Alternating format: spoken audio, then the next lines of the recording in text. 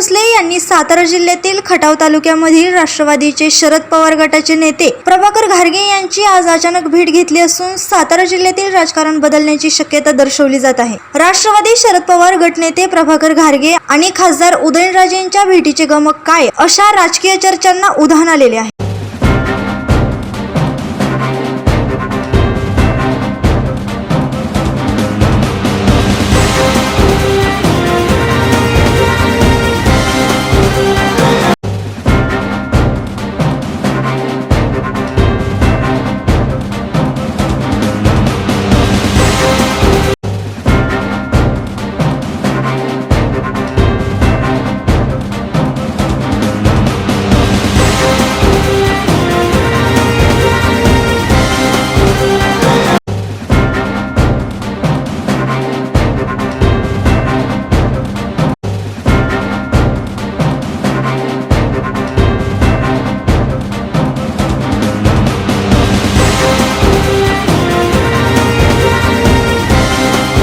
आपल्या तालुक्यातील जिल्ह्यातील बातम्या सर्वप्रथम पाहण्यासाठी आजच सातारा न्यूजला YouTube चॅनलवर सबस्क्राइब करा, लाईक करा, शेअर करा आणि बेल आयकॉन प्रेस करायला विसरू नका।